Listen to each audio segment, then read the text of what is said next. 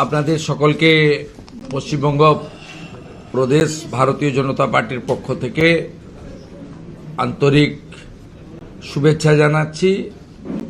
রাজ্যবাসীকে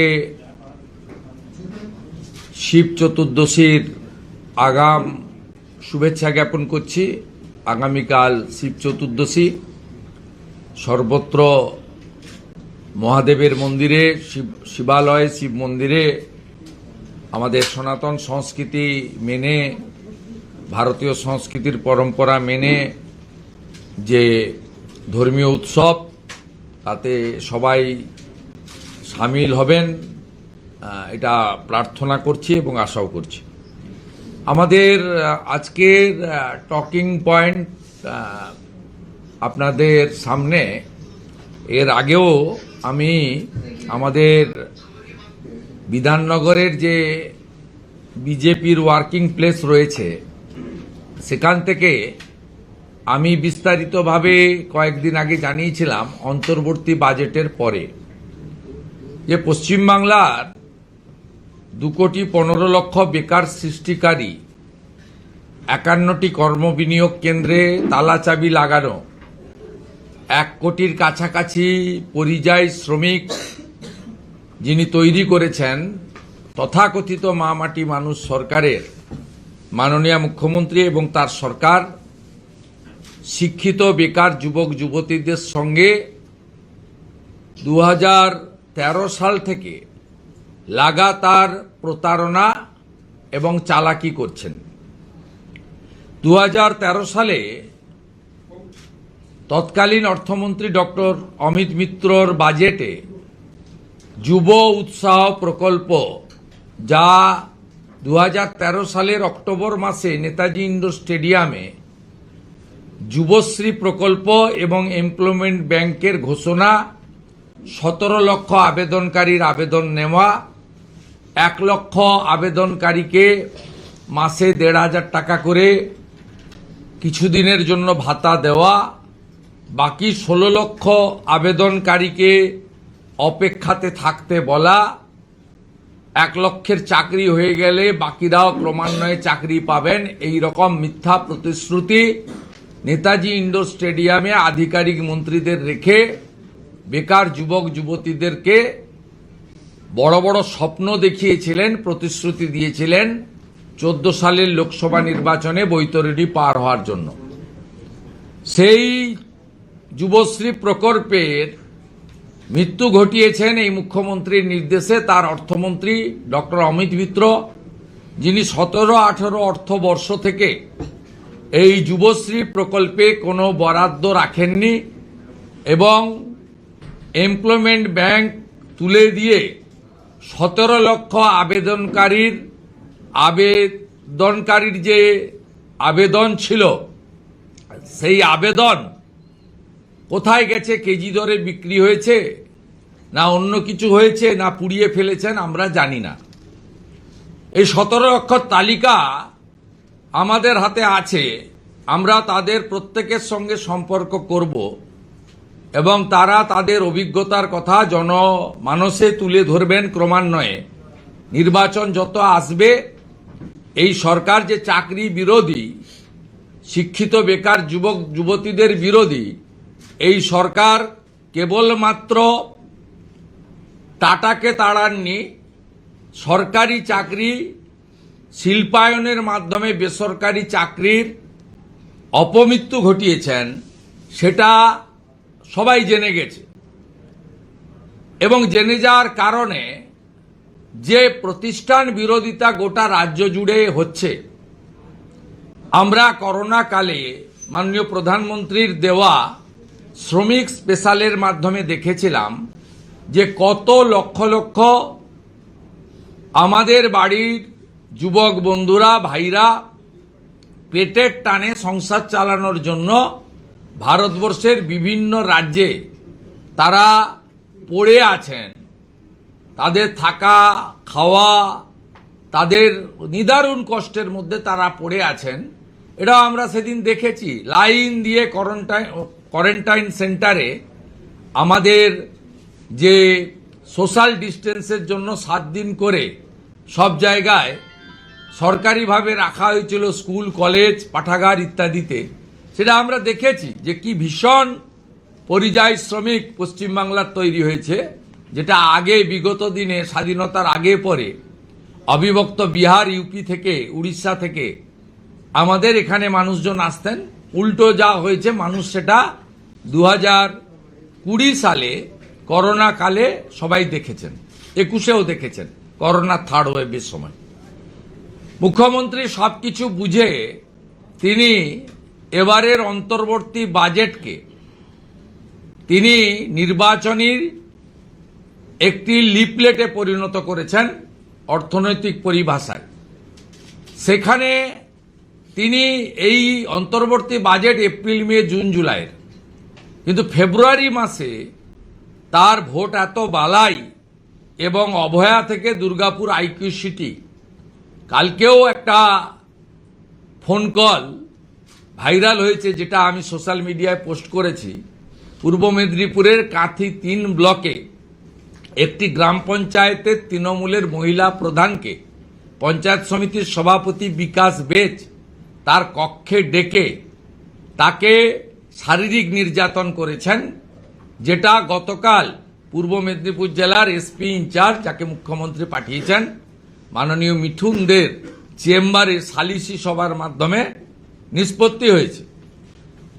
এইভাবে মহিলারা যখন আক্রান্ত হচ্ছেন, প্রত্যেক দিন যখন ধর্ষণের খবর আসছে, শ্লীলতাহানি খবর আসছে, ছোট ছোট বাচ্চা মেয়েদেরকে রেপ বা গ্যাংরেপ করে জিহাদি বাহিনী খুন করছে, অনুব্রত মণ্ডলরা অশ্লীল ভাষায় পুলিশের স্ত্রী এবং মায়েদেরকে ধর্ষণ করার ওপেন ডিক্লারেশন দিচ্ছেন, তখন মুখ্যমন্ত্রী 500 টাকা বাড়িয়েছেন এবং কিছু জনের অ্যাকাউন্টে সেটা বাড়তি টাকা পাঠিয়েছেন।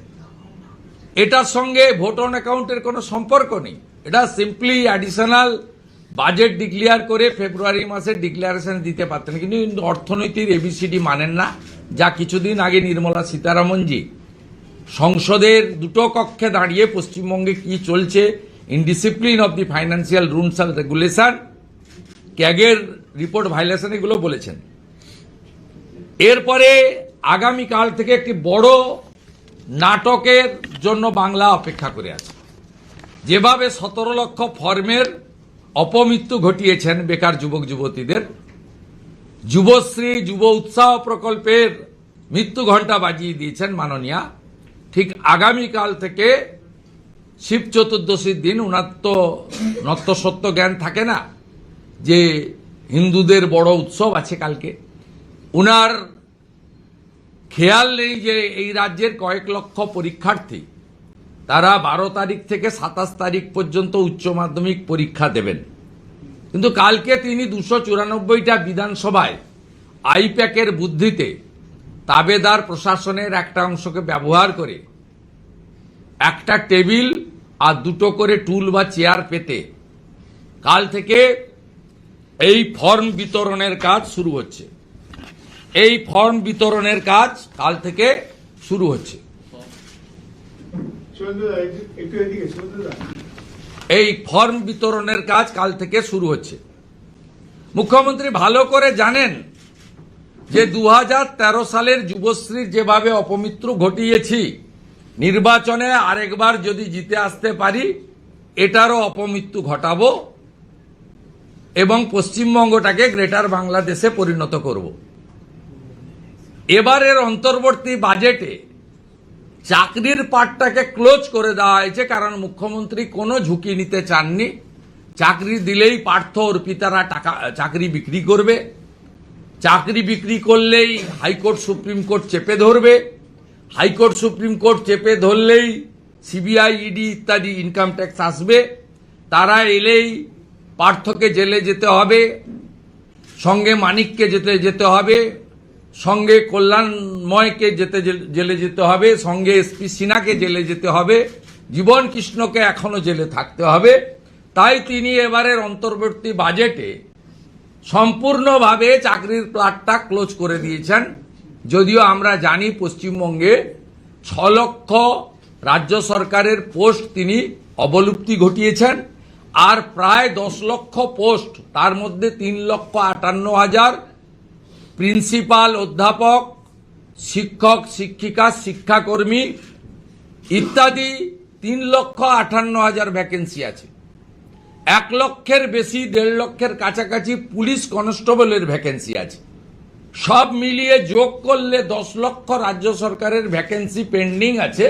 তিনি ও পথে হাঁটেননি। চাকরি দিলেই পার্থরা চাকরি বিক্রি করবে, ভাগ উনি পাবেন। চাকরি দিলেই কালীঘাটের কাকু আসবে, কাকুর অনেক কথা বেরোবে। অর্থাৎ তিনি চাকরির পার্টটা কমপ্লিটলি ক্লোজ চ্যাপ্টার করে দিয়েছেন বেঙ্গলে। আগামীকাল থেকে টেবিল চেয়ার পেতে লম্বা লাইন পড়বে, আইপ্যাকের ক্যামেরা, চটি চাটা এক শ্রেণীর মিডিয়ার ক্যামেরা ঘুরবে। তারা মুখ্যমন্ত্রীর প্রশংসা সূচক বক্তব্য দেখবে যে অন্তত আমরা তো কিছু না হোক এটা পেতে চলেছি। ইতিমধ্যে জলপাইগুড়ির এক নেতা ঘোষণা করেছেন যে দিদি আর যাই হোক আপনাদের জন্য গুটকার খরচটা অন্তত ব্যবস্থা করে দেওয়ার পরিকল্পনা করেছেন। তাই প্রথম প্রশ্ন আমি করি রাজ্য সরকারকে, 2013-র 17 লক্ষর আবেদনকারীর ভবিষ্যৎ কি হলো জানান আপনি জনগণকে। তার তালিকা প্রকাশ করুন, তাদের মধ্যে কতজন চাকরি পেয়েছে শ্বেতপত্র চাই। এক। দ্বিতীয় হচ্ছে, আজকের দিনে সব অনলাইন হয়ে যাওয়ার পরে, পোর্টাল হয়ে যাওয়ার পরে, উচ্চ মাধ্যমিক পরীক্ষা চলাকালীন কেন লক্ষ লক্ষ যুবককে কালকে থেকে আপনাকে রাস্তায় নামাতে হবে? আপনি কেন অনলাইন পোর্টালের মাধ্যমে আবেদন গ্রহণ করছেন না? এটা আপনার পুরনো চাল। 21 সালে নির্বাচনের আগে যে দুয়ারে সরকারের স্টাইল ছিল, সেই দুয়ারে সরকারকে পরে কয়েক মাস আগে আমার পাড়া আমার সমাধানে যে নাটক ড্রামাবাজি করেছেন আইপ্যাকের বুদ্ধিতে, চিটিংবাজ প্রতীক জৈন এবং তার কোম্পানি, যারা টেন্টেড হিসেবে অভিযুক্ত ইতিমধ্যে, তাদের ব্যবস্থাপনায় যে ড্রামাবাজি করেছেন, ঠিক আগামীকাল থেকে এই ড্রামাটা আপনি করতে চলেছেন বেকার যুবক যুবতীদের সঙ্গে। আমি পশ্চিমবাংলার বেকার যুবক যুবতীদের বলবো যে যেখানে পারেন দলে দলে যান ফর্ম ফিল আপ করতে, নিশ্চিতভাবে যান এবং সেখানে পশ্চিমবঙ্গ প্রদেশ যুব মোর্চার যে পোস্টকার্ড আমি একটু পরেই সোশ্যাল মিডিয়ায় দিয়ে দিচ্ছি, এটাও ফিল আপ করে দিয়ে আসবেন, এটাও দিয়ে আসবেন। চাকরি চায় বাংলা, চাকরি চায় বাংলা, এটাও দিয়ে আসবেন। আমি আরো বড় করে রিপ্লিকার মাধ্যমে এই দুটো দেখাচ্ছি, একটু পরে সোশ্যাল মিডিয়াতেও পোস্ট করে নেব। আপনারা দলে দলে ভাঁওতাবাজ মুখ্যমন্ত্রীর এই ফর্মটাও ফিল আপ করুন, আমাদের কোনো আপত্তি নেই। কারণ এরা দিতে পারবে না, চাকরি বিজেপি দেবে। আমরা জানি এপ্রিল মাসে আপনারা আমাদের আনবেন। আমরা জানি হরিয়ানাতে অমিত শাহজি কথা দিয়েছিলেন প্রকাশ্য সভায় 6 মাসের মধ্যে রাজ্য সরকারের ভ্যাকেন্সি পূরণ করব, পূরণ করেছেন। 3,55,000 ভ্যাকেন্সি ছিল। আমরা জানি আপনারা বিশ্বাস রাখেন বিজেপিকে। দেবেন্দ্র ফাডনবিসের সরকার মহারাষ্ট্রে গ্রাজুয়েটদের জন্য মাসে বেকার ভাতা দিচ্ছেন যতক্ষণ না চাকরি হয়। আর এই মুখ্যমন্ত্রীর যে গাইডলাইন, এই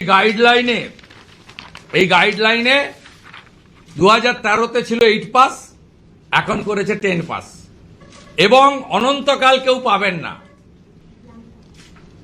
পাবেন কবে? এপ্রিলে, তখন নির্বাচন বিধি থাকবে, সেটা আমি জানি না কখন কি হবে, ইলেকশন কমিশনের ম্যাটার। কিন্তু এটাতে 5 বছর উনি দেবেন। উনার প্রস্তাবিত আগে ছিল 13-তে 8 পাস, এবার করেছে 10 পাস, এবং উনি বলেছেন 5 বছর দেবেন। কমপ্লিটলি এই রাজ্যটাকে রসাতলে ফেলার জন্য একটি পরিকল্পনা আমরা উল্টো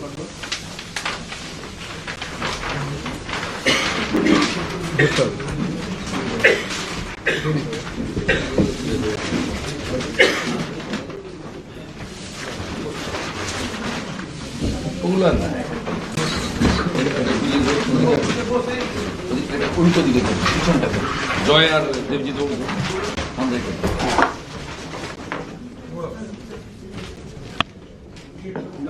হ্যাঁ উল্টো একই হচ্ছে না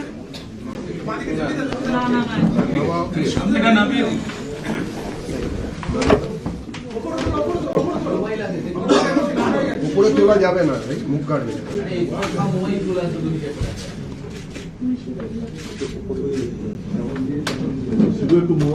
দলে দলে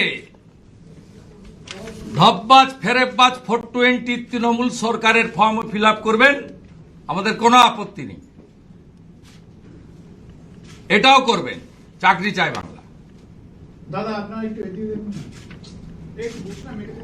চাকরি চাই বাংলা। 2,15,00,000 বেকার, 2,15,00,000 বেকার। 2013 সালের 17 লক্ষ ফর্ম কেজি দরে বিক্রি করেছে এই সরকার।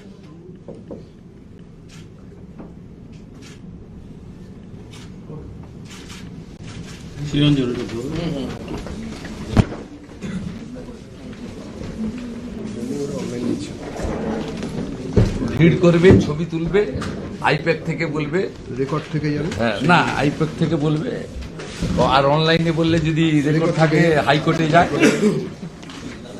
এবং আরেকটা কথাও আপনাদের, আমার বেকার যুবক যুবতী ভাই বোনেদেরকে অনুরোধ করব, রিসিভ কপি নিয়ে আসবেন, রিসিভ কপি রাখবেন। এই চিটিংবাজদের চিটিংবাজি আইপ্যাকের বুদ্ধিতে আপনারা এটা নিয়ে আসবেন। এবং জেরক্স করবে, ছবি দেবে, তারপরে ছুঁড়ে ফেলে দেবে কেজি। এবং পয়সা খরচ করে ফটো দিতে হবে, জেরক্স দিতে হবে।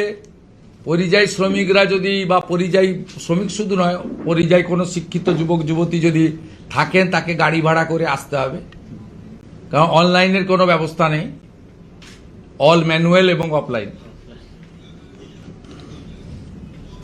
যেমন কিছুদিন আগে আপনারা দেখেছেন, সুপ্রিম কোর্টের নির্দেশে এসএসসি যে পরীক্ষা হয়েছিল, সেই পরীক্ষাতে 750 টাকা করে এক্সাম ফি নেওয়া হয়েছিল। 10.5 লক্ষ ছেলের কাছ থেকে নিয়েছে, ছেলে মেয়ের কাছ থেকে।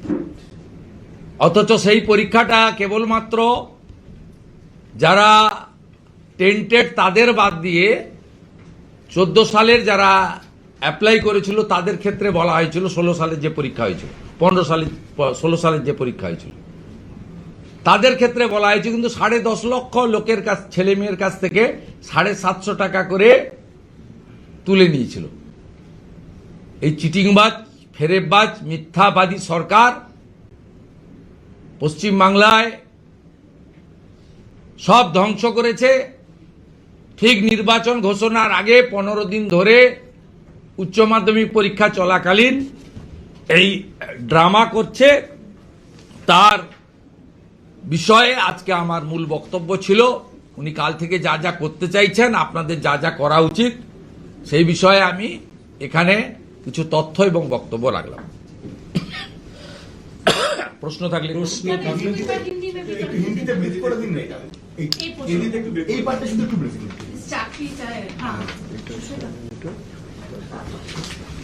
देखिए, पश्चिम बंगाल का जो आम चुनाव, वो चुनाव के लिए तैयारी पूरी जोर से राजनीतिक दल भी कर रहा है, इलेक्शन कमीशन भी कर रहा है। पश्चिम बंगाल में 2021 में सरकार फॉर्मेशन हुआ था 7 मई। इस बार 6 मई के अंदर चुनाव और नया सरकार बन जाना चाहिए। ये चुनाव साल में वोट ऑन अकाउंट होता है। चुनाव का दौरान जो एमसीसी रहेगा, उस दौरान जो रिकरिंग एक्सपेंडिचर है, सैलरी से लेकर वो जो सामाजिक सोशल प्रोग्राम है, उसको कंटिन्यू रखने के लिए। इसमें कोई नया scheme number of benefits, beneficiary, amount of benefits यहाँ नया तरीके से बढ़ाने का कोई मौका भी नहीं है। लेकिन पश्चिम बंगाल का सरकार, ये सरकार आप सबको मालूम है, तुष्टीकरण की सरकार, ये सरकार भ्रष्टाचारी सरकार, ये सरकार परिवारवादी सरकार, इतना हाई एंटी इनकम्बेंसी है, खास करके हेल्थ, एजुकेशन, इंडस्ट्री सेक्टर में डिजास्टर, नारी सुरक्षा को लेकर अभया से दुर्गापुर मेडिकल कॉलेज तक, हमारा कस्बा लॉ कॉलेज तक, जो इंसिडेंट हो रहा है, इसके लिए कन्या सुरक्षा, नारी सुरक्षा के लिए बंगाल का हर माता, बहन, बेटी, दीदी सब इन सरकार के खिलाफ है। सब मिला के यहाँ 2 करोड़ से ज्यादा बेरोजगार नौजवान है, उनका चाकरी देने का कोई कोशिश है सरकार नहीं किया। वोट ऑन अकाउंट में नया एम्प्लॉयमेंट जनरेशन और जो स्टेट गवर्नमेंट का जो वैकेंसी है उसको पूरा करने का कोई बजटरी एलोकेशन भी नहीं है। 2 करोड़ 15 लाख पश्चिम बंगाल में रजिस्टर्ड अनएम्प्लॉयड एडुकेटेड यूथ्स है। लास्ट हमारी यहाँ स्कूल सर्विस कमीशन का नोटिफिकेशन हुआ था 2015 में, जो हर साल होना मैंडेटरी था। पब्लिक सर्विस कमीशन उसका लास्ट नोटिफिकेशन हुआ है 2017 में। 51 एम्प्लॉयमेंट एक्सचेंज था, वो एक्सचेंज को ममता बनर्जी की सरकार बंद कर दिया है और 51 एम्प्लॉयमेंट एक्सचेंज को लेबर डिपार्टमेंट का साथ मर्जर भी कर दिया। 2013 में जो आज काल से ये फॉर्म डिस्ट्रीब्यूशन करने का वो लोग प्लान किया, मैनुअली करेगा, ऑफलाइन करेगा, कतार में खड़ा होकर ये फॉर्म फिलअप करना पड़ेगा। इसके लिए जेरोक्स का रुपया और कालार फोटो अपने जेब से अनएम्प्लॉयड यूथ को खर्च करना पड़ेगा। इसमें अभी सबको मालूम है, सब ऑनलाइन चलता है, थ्रू पोर्टल चलता है। थ्रू पोर्टल करेगा तो ऑनलाइन करेगा तो उसका डॉक्यूमेंटेशन हो जाएगा। ये फर्जी सरकार, झूठा सरकार, ये कभी भी सच बात नहीं बोलता है, चुनाव का दृष्टि से कर रहा है। हम लोग का भारतीय जनता युवा मोर्चा की ओर से पूरा प्रदेश में बंगाली में जो बोलता है चाकरी चाहिए बीजेपी ताई, दैट मीन्स नौकरी चाहिए, बीजेपी आएगा तो नौकरी होगा। और जितना बेरोजगार है सबको बीजेपी की ओर से हमारी अपील है, आप लोग जाइए, फॉर्म फिलअप कीजिए। ये फर्जी जो कोशिश कर रहा है इसे राजनीति से प्रेरित है। ये कोई बेरोजगार नौजवान को फिनेंशियल असिस्टेंस, जो सोशल रिस्पॉन्सिबिलिटी है सरकार का, वो पूरा करने के लिए नहीं कर रहा है। इसलिए कल जाइए आप, साथ साथ भारतीय जनता युवा मोर्चा की ओर से ये आपको जो मिला है मिल जाएगा, आप थोड़ा देख लेना, इसको भी फिलअप करके कल डाल दीजिए। हमारी नौकरी चाहिए, हमारी नौकरी चाहिए। 2011 99 लाख अनएम्प्लॉयड यूथ, जब वाम फ्रंट यहां से लेफ्ट फ्रंट जा रहा था, अब ममता जी का सरकार में 2 करोड़ 15 लाख बेरोजगार शिक्षित युवा है। एम्प्लॉयमेंट एक्ट खत्म है। 2013 का जो स्कीम 2017 में क्लोज कर दिया है और उस वक्त 17 लाख युवा ने ये बेकार भाता के लिए एप्लीकेशन डाला था। ये मेरा बात नहीं है, ममता बनर्जी का खुद बात है। अक्टूबर 2013 में उन्होंने गवर्नमेंट का एक प्रोग्राम में डिक्लेयर किया था। इसलिए भारतीय जनता पार्टी की ओर से नेता प्रतिपक्ष के नाते हमारी प्यारे युवा समाज को, एडुकेटेड युवा समाज को गाइड करना, जो ये लोग करना चाहता है उसके ऊपर कुछ बात बोलना, ये हमारी रिस्पॉन्सिबिलिटी के अंदर आता है। इसलिए मैं आज पत्रकार सम्मेलन में इसका खुलासा किया। বাংলাদেশের তো নির্বাচনের ফল প্রকাশ হয়েছে, কিন্তু পশ্চিমবঙ্গ এবং বাংলাদেশের যে সীমান্ত, সেই সীমান্তে দেখা যাচ্ছে যে লক্ষণীয়ভাবে জামাতের জয় হয়েছে। এই মুহূর্তে দাঁড়িয়ে রাজ্যে অনুপ্রবেশের সমস্যা নিয়ে আপনারা বলছেন, কিন্তু রাজ্য সরকার বিএসএফ কে এখনো জমি দেয়নি। জামাতের এই জয় পশ্চিমবঙ্গের জন্য কতটা আরো চিন্তা বাড়াবে? প্রথম কথা বলি, মাননীয় মুখ্যমন্ত্রী বিধানসভাতে আমার বক্তব্যের পরে যে বক্তব্য রেখেছেন, আমি অনুপ্রবেশের বিষয়টা ওই অল্প সময়ের মধ্যে উল্লেখ করেছিলাম বলে তিনি পরিষ্কার বলেছেন আমি জমি দেব না। এটা it's a violation of the court order, যেটা আশঙ্কা করেছিলেন কেন্দ্রীয় স্বরাষ্ট্রমন্ত্রী অমিত শাহজি ব্যারাকপুরের মিটিংয়ে, যে মমতা বন্দ্যোপাধ্যায় কোর্টের অর্ডারের পরেও জমি দেবে না। বিজেপির যে মুখ্যমন্ত্রী হবেন, বিজেপি যে সরকার আসবে, তারা ৪৫ দিনের মধ্যে সীমান্ত সিল করার ব্যবস্থা করবে। এটা তিনি আশঙ্কা করেই বলেছিলেন। তিনি সিনিয়র পলিটিশিয়ান, তিনি জানতেন যেটাই হবে, এক নম্বর। দ্বিতীয় নম্বর, মুখ্যমন্ত্রী কয়েকদিন আগে আমরা যখন প্রশ্ন তুলেছিলাম যে আগস্ট মাসের কোনো বিষয় এপ্রিল মে জুন জুলাইয়ের ভোট অন অ্যাকাউন্টে আসতে পারে না, তখন দেখলেন ভুল হয়ে যাচ্ছে, চিটিংবাজিটা একদম হাতে নাতে ধরা পড়ছে। সেই জন্য নবান্নতে সাংবাদিক সম্মেলন করে বললেন 15ই ফেব্রুয়ারি থেকে 26শে ফেব্রুয়ারি না 28শে ফেব্রুয়ারি ফর্ম ফিল আপ হবে এবং এপ্রিল থেকে চালু করব। আচ্ছা, আমরা সেই সময় মুখ্যমন্ত্রীকে যখন কোনো একজন সাংবাদিক সাহস করে জিজ্ঞেস করেছিলেন, আমাদের মতো তো উনি প্রশ্ন নেন না, ওনাকে প্রশ্ন করা খুব কঠিন, উনি একাই বলেন আপনাদের সেটা দেখাতে হয়, আপনারা দেখাতে বাধ্য। সেখানে কেউ একজন প্রশ্ন করেছিলেন ডিএর কি হবে, মার্চে যে 25% দিয়ে দিতে হবে, মানে 10,400 কোটি টাকা। তখন উনি বলেছিলেন এটা নিয়ে আমি কোনো কথা বলবো না, উঠতে উঠতে চেয়ার ছেড়ে উঠেই পড়েছিলেন। It's a sub judice matter. Supreme কোর্টে যে মামলা নিষ্পত্তি হয়ে গেছে, যে মামলা ক্লোজ করে দিয়েছে, ডিসপোজ আপ করে দিয়েছে, সেই মামলাকে রাজ্যের মুখ্যমন্ত্রী বলছেন সাব জুডিস ম্যাটার।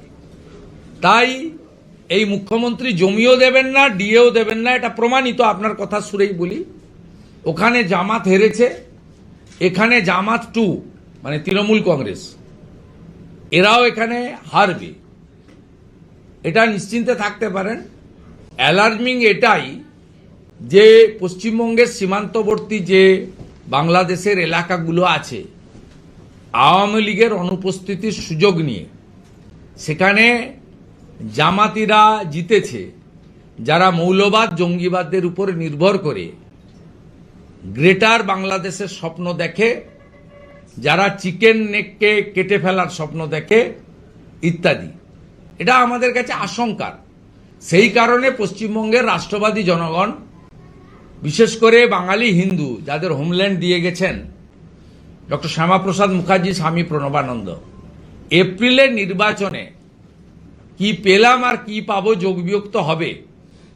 তার থেকেও বড় বিষয় যে জামাতরা আমাদের 9টি সীমান্ত জেলার পাশের এলাকাতে জিতে গেছে, খুলনা থেকে শুরু করে, বরিশাল থেকে শুরু করে, রংপুর থেকে শুরু করে, চাপাই নবাবগঞ্জ থেকে শুরু করে, পঞ্চগড় থেকে শুরু করে, দিনাজপুর থেকে শুরু করে।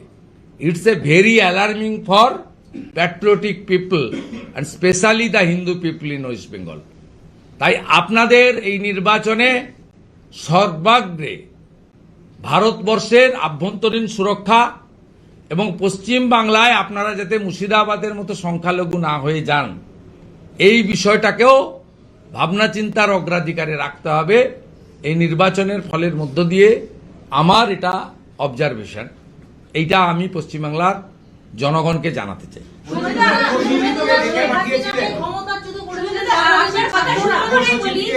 যারা দেখা গিয়েছিল একটা সময় একটানা ভারত বিরোধী স্লোগান দিচ্ছিল, 7 সিস্টার একেবারে কেটে ফেলবে, আপনার নাম করে স্লোগান ভিডিও, তাদের অধিকাংশের গোহারা হার হয়েছে। এটা কি মনে হয় যে কোনো একটা জায়গায় গিয়ে বুঝিয়ে দেওয়া বাংলাদেশের মানুষ? শুনুন, বাংলাদেশে আন্দোলনের বিষয় ওদের আভ্যন্তরীণ বিষয় আমি বলবো না ওটা নিয়ে, কিন্তু ওই আন্দোলনকে যেভাবে পাকিস্তান কিছুটা নিয়ন্ত্রণ করেছিল, তার পরবর্তী সময়ে ৭১-এর যে পাকিস্তান রাজাকার আল বদর এই যে বাহিনী, এরা বাংলাদেশকে পাকিস্তানের আরেকটি অংশ হিসেবে কার্যত চিহ্নিত করার প্রয়াস নিয়েছিল। সেক্ষেত্রে সমগ্র সংখ্যালঘু ওখানে যারা হিন্দু, বৌদ্ধ, খ্রিস্টান এবং আমাদের আদিবাসী সমাজ, সাথে সাথে শিক্ষিত বাঙালি, কারণ বাংলাদেশ সৃষ্টি আপনারা সবাই জানেন ভাষার ভিত্তিতে হয়েছিল, ধর্মের ভিত্তিতে নয়। কারণ পাকিস্তানেরও গরিষ্ঠ সংখ্যক বা অ্যাবসোলুট প্রায় 1% ছেড়ে দিলে তারা ইসলামে বিশ্বাস করেন, আর বাংলাদেশেও 90%-এর মতো মানুষ তারা ইসলামে বিশ্বাস করে। তাই বাংলাদেশ সৃষ্টিটা হয়েছিল কিন্তু বাংলা ভাষাকে রক্ষা করার জন্য। তাই তাদের মধ্যে জাগ্রত চেতনা, উন্মেষ ঘটেছে খানিকটা। তাই একদিকে যেমন আওয়ামী লীগের বিরাট অংশের সমর্থক ভোট দিতে যাননি, অন্যদিকে যারা নিরপেক্ষ বাঙালি সংস্কৃতিকে বিশ্বাস করেন, ধর্মের সঙ্গে ভাষাকে না যুক্ত করে, তারা ঐক্যবদ্ধভাবে, আমি মনে করি ৭১-এর শক্তির খানিকটা জাগরণ ঘটেছে বলে, এটা আরও জাগরণ ঘটতো যদি আওয়ামী লীগ নির্বাচনে অংশগ্রহণ করত, তাহলে এই জামাতিরা 10টা আসনও পেত না। আমার আওয়ামী লীগের একটা বড় অংশ তারা উপস্থিত না থাকার সুযোগ নিয়েই জামাতিরা 70টা আসন পেয়েছে। তাই যা হয়েছে, আমি মনে করি, যেহেতু আমার মা ধর্ম বাঁচানোর জন্য বরিশাল থেকে এখানে এসেছিলেন তার পরিবার নিয়ে, আমি রাজনীতির বাইরেও ব্যক্তিগত একটা অনুভূতি রয়েছে। যেভাবে গত 1.5 বছর ধরে অবনীন্দ্রনাথ ঠাকুর, সত্যজিৎ রায়, রবীন্দ্রনাথ ঠাকুর, তাদের সব স্মৃতি মুছে ফেলার ব্যবস্থা করা হয়েছে, ভারতীয় সংস্কৃতি, বাঙালি ঐতিহ্য মুছে ফেলার চেষ্টা হয়েছে, আরবি সংস্কৃতি, আরবের ভাষা ওখানে প্রবেশ করানোর চেষ্টা করা হয়েছে। সেটা পরেও যেটা হয়েছে আমি মনে করি ভালো হয়েছে। আমি খুব অ্যানালাইসিস করছিলাম, 3 থেকে 7% ভোটে জামাতকে হারিয়ে সংখ্যাগরিষ্ঠতা পেয়েছে বিএনপি বা তার সহযোগী দলগুলো। এক্ষেত্রে আমি মনে করি বাঙালি হিন্দুরাও একটা নির্ণায়ক ভূমিকা নিয়েছেন। অনেকে ভোট দিতে যায়নি আওয়ামী লীগের সমর্থকরা, যারা গেছেন তারা এই শক্তিকে রক্ষার জন্যই গেছেন। এটা একজন বাঙালি হিসেবে রাজনীতির বাইরে আমার মনে হয়েছে ভালো হয়েছে। এবং মাননীয় প্রধানমন্ত্রী যেভাবে নতুন সরকারকে ওয়েলকাম করেছেন, নতুন প্রধানমন্ত্রীকে ওয়েলকাম করেছেন, তার ফলে আমরা বিশ্বাস করি সংখ্যালঘু হিন্দুদের নিরাপত্তা আগামী সরকার সুনিশ্চিত করবে, তাদের ধর্ম পালনের অধিকারে আঘাত করবে না, এবং বাণিজ্যিক ক্ষেত্রেও যে আশা প্রকাশ মাননীয় প্রধানমন্ত্রী করেছে, এটা আমাদের সকলেই আশা যে উভয় দেশের স্বার্থে এটা আমরা নিশ্চিতভাবে ওয়েলকাম করতে পারি। বলছি, মুখ্য সচিবকে গতকাল ডেকে পাঠিয়েছিল নির্বাচন কমিশন, এবং যেটা জানা যাচ্ছে যে 17 তারিখের মধ্যে যে 4 জন আধিকারিকের বিরুদ্ধে অভিযোগ, তাদের বিরুদ্ধে এফআইআর করা হয়নি, তাদেরকে এফআইআর করার নির্দেশ দিয়েছে। একই সঙ্গে গতকাল জেলা শাসকদের কাজকর্ম নিয়ে কড়া সমালোচনা করেছেন নির্বাচন কমিশন, এবং আজকেই শেষ হচ্ছে শুনানির পর্ব। আপনাকে প্রথম কথা বলি, ইলেকশন কমিশনের ব্যাপারে আমার অভিযোগ আছে। ইলেকশন কমিশন পূর্ণ অধিকার আছে ডাইরেক্ট সাসপেন্ড এফআইআর করার। তারা খুব ভদ্র আচরণ করে এই সরকারের আধিকারিকদের বলেছিল করতে। এরা 4 জনের বিরুদ্ধে এফআইআর করেনি। বসিরহাট 2 এর ভিডিওকে সাসপেন্ড করতে বলেছিল, সেটাও করেনি। ইলেকশন কমিশনের উচিত এনাফ ইজ এনাফ, এবারে ডাইরেক্ট অ্যাকশন নেওয়ার। আপনারা ইলেকশন কমিশনের আইনের ম্যানুয়াল পড়বেন, 2000 সালের ক্লিয়ার ডাইরেকশন আছে। ইলেকশন কমিশন ডাইরেক্ট অ্যাকশন নিতে পারে, তারা অ্যাকশন নিক। এবং আমারও কিছু ভিডিও ডিএম আছেন, কালকে যে ডিএমরা কালকে মূলত পেয়েছে আমাদের অভিযোগ এই ডিএমদের বিরুদ্ধে। আপনি ভাবতে পারছেন প্যান কার্ডকে অ্যালাউ করে দিচ্ছে? আপনি ভাবতে পারছেন এই ডিএমরা ডোমেসাইল সার্টিফিকেট সকলের হাতে ঘুরে বেড়াচ্ছে, ডোমেসাইল সার্টিফিকেট ঘুরে বেড়াচ্ছে। এবং এখানে আপনার একাধিক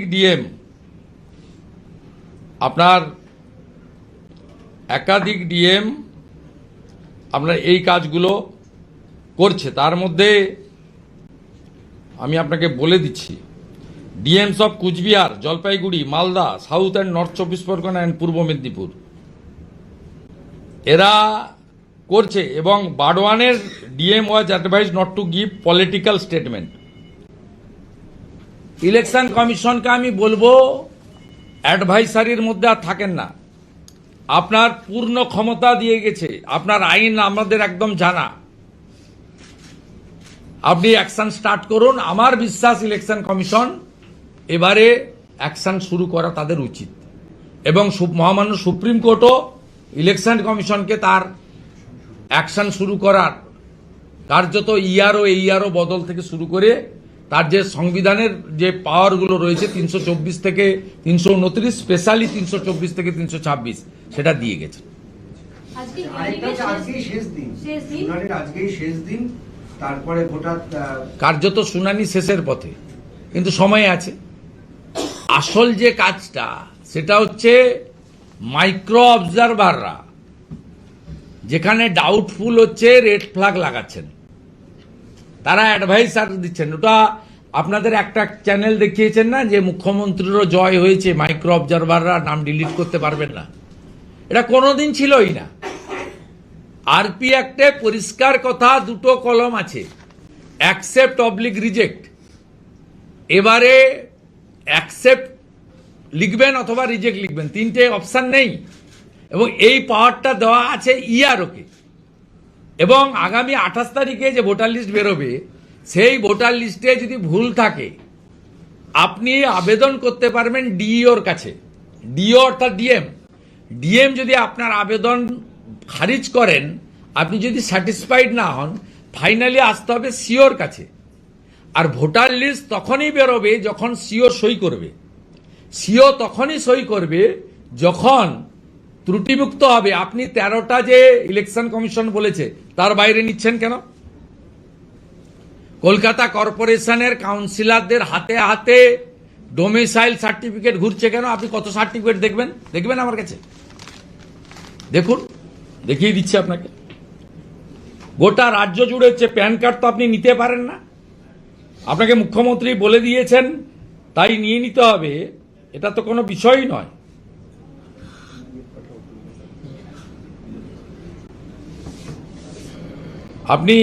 আপনি এটা দেখুন, আপনার ডোমিসাইল সার্টিফিকেটের ক্ষেত্রে কিভাবে আপনার হাতে হাতে ঘুরে বেড়াচ্ছে। আমি গ্রুপে পোস্ট করে দিতে পারি, কিন্তু আপনারা করবেন না, ওই ফোন নাম্বারটা দেবেন না। হ্যাঁ, পাঠিয়ে দিচ্ছি। কোথায় দেখিয়ে দিবি? গ্রুপে দিয়ে দিবে, ফোন নাম্বারটা ডিলিট করে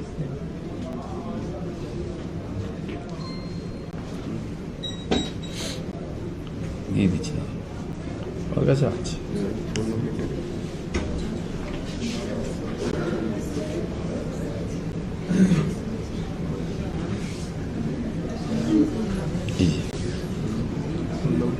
এই যে ডোমিসাইল সার্টিফিকেট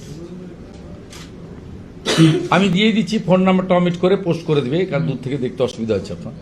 হাতে হাতে ঘুরে বেড়াচ্ছে কলকাতা কর্পোরেশন কাউন্সিলরদের, এগুলো অ্যাকসেপ্টেড নয়। আবারও বলি ইআরওদের, আপনাদেরকে মমতা ব্যানার্জি এবং ডিএম বাঁচাতে পারবে না। আবারও বলি ইআরও এবং এই ইআরওদের কাছে, আপনারা এগুলো করবেন না। আপনি যদি অবৈধভাবে অ্যাকসেপ্ট করেন তখন কিন্তু responsibility goes to you. Arvind Meena সহ যে ডিএমরা আপনাদেরকে অ্যাডভাইস করছে, অরবিন্দ মিনার অডিও ঘুরছে, সবার পোর্টালেও বেরিয়েছে, আপনারা জানেন। অরবিন্দ মিনা 5ই ফেব্রুয়ারি কি বলছে তার বিডিও এসডিওদের, সেটা ঘুরছে সবার কাছে, সাউথের ডিএম। এবারে আপনাদের আমি বারবার বলছি, ইয়ারোদের আপনারা ডিওদের কোনো নির্দেশ ভার্চুয়ালি হোয়াটসঅ্যাপ মেসেজে নেবেন না, আপনি লিখিত অর্ডার ছাড়া করবেন না। আপনার চাকরি শুধু যাবে নয়, আপনাকে জেলেও থাকতে হবে। 432 জন এখনো বিহারে জেলে আছে, বিহারে 6 মাসের বেশি জেলে আছে। এই অ্যাক্ট কিন্তু খুব মারাত্মক অ্যাক্ট, নন বেলেবল অফেন্স। এখান থেকে বেরিয়ে আসার কোনো স্কোপ নেই। দয়া করে এই ভুল কাজটা করবেন না। আপনি পোস্ট করার পর দেখা গেল সেই তৃণমূলের নেতা তিনি জানিয়ে দিয়েছেন যে তিনি পদত্যাগ করছেন। যতদিন পর্যন্ত না তিনি নির্দোষ প্রমাণিত হবেন ততদিন পর্যন্ত। একটা মহিলা প্রধানের ঘরের ভিতর ঢুকে গালে চুমু খেয়েছে পঞ্চায়েত সমিতির কার্যালয়ে। ওকে পদত্যাগ সোমবার করবে।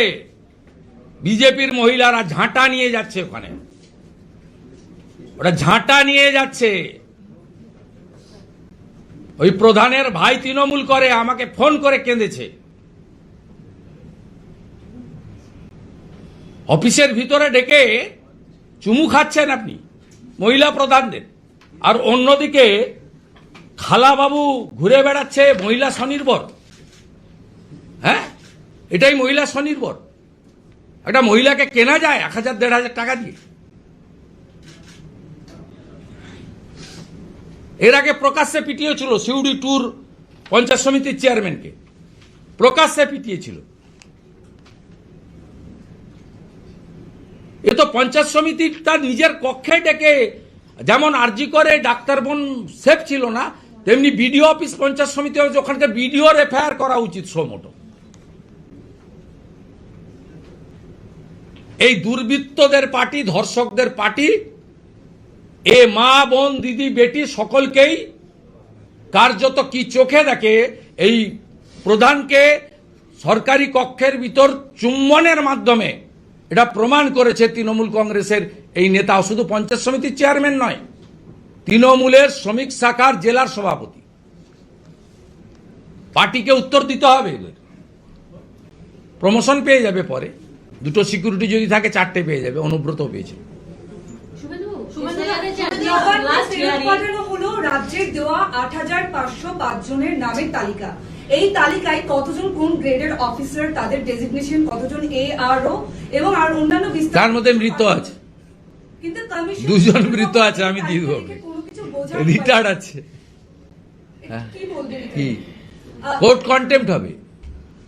মমতা ব্যানার্জি পার্সোনাল মামলা করেছেন, সেই মামলার জাজমেন্ট, কোর্ট কন্টেম্প্ট হবে। We already gathered all the documents. Court contempt হবে। ইলেকশন কমিশন অফ ইন্ডিয়ার কোর্ট কন্টেম্প্ট করা উচিত। একটু এমনি করে অনেক হিয়ারিং এর শেষ দিন অটোমেটিক 58 লক্ষ গেছে, আজকে বলা হচ্ছে আরো 6 লক্ষ। এতে কি বেনজল বোঝা যাচ্ছে যে এর মাধ্যমে বেনজল যেগুলো ঢুকেছে সেই এখনই বলবো না, ওদের মতো এক্ষুনি বলবো না। আরেকটা ডিএ নিয়ে প্রশ্ন, 28 তারিখে বিকেলবেলা বলবো। সুপ্রিম কোর্টের নির্দেশের এক সপ্তাহ যা হচ্ছে ঠিক হচ্ছে, যা হচ্ছে ঠিক হচ্ছে। মুখ্যমন্ত্রীর কাছে একটাই কনসার্ন, বাংলাদেশি মুসলমান ভোট, আর দ্বিতীয় কোনো ওনার চিন্তা নেই।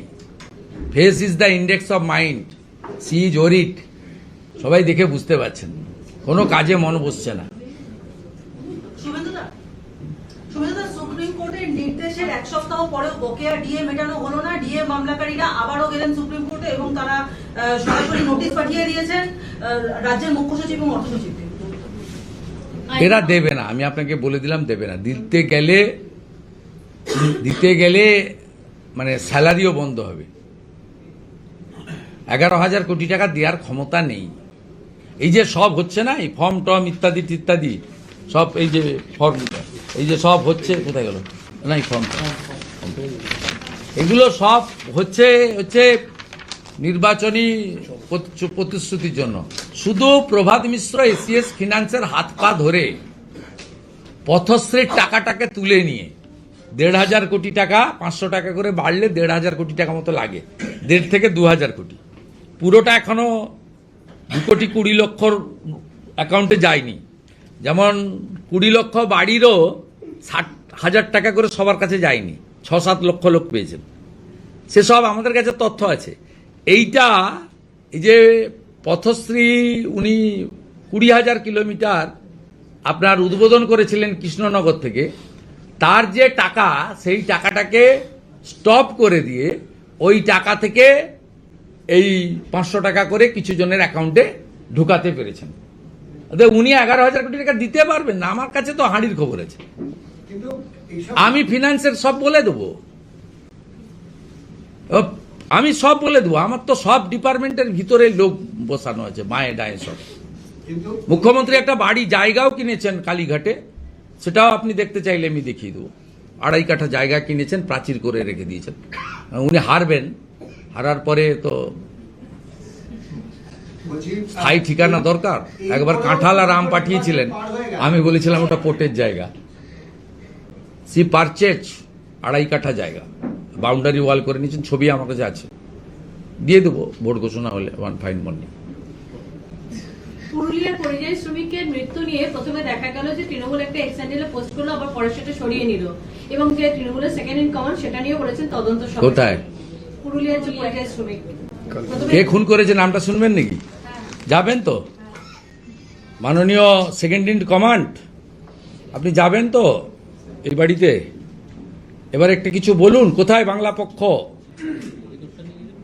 পুরুলিয়ার সুখেন মাহাতো খুনে মূল অভিযুক্তর নাম মোহাম্মদ আমিন শৌকত শেখ। মোহাম্মদ আমিন শৌকত শেখ, আমরা পিসি ভাইপোর স্টেটমেন্ট চাইছি। আমরা বাংলা পক্ষের বক্তৃতা শুনতে চাইছি। আমরা চটি চাটা যারা আছেন ভাতাজীবী, সুমন ভট্টাচার্য থেকে খেদানো সাংবাদিক, কি নাম, রন্তিদেব, আমরা এদের বক্তব্য শুনতে চাইছি। Shubhendu, the Election Commission has asked Chief Secretary to comply with orders by 17, but till now... Several times Election Commission advised them, directed them, they want negotially the state government shall work according to the law and constitution. But state government always defy guideline and instruction from the Election Commission of India. Our appeal and demand with folded hand to ECI, please take appropriate action and do the needful, because Election Commission has ample scope to take any action against the functionaries, those who are appointed by the Election Commission of India. Our constitution, please read Article 3 to 4 to 3 to 9, especially 3 to 4 to 3 to 6. Election Commission, please take strong action against the officers and employees, those who are working politically, unethically, and under the guidance of the IPAC and Chief Minister Mamata Banerjee. Also, another question that Jamaat has won the bordering districts. It's a concern for national security. ये हिंदी में भी थोड़ा बता दीजिएगा। It's a alarming. It's a very alarming.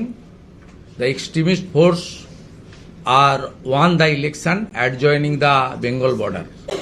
It's a serious threat of our country as well as the West Bengal.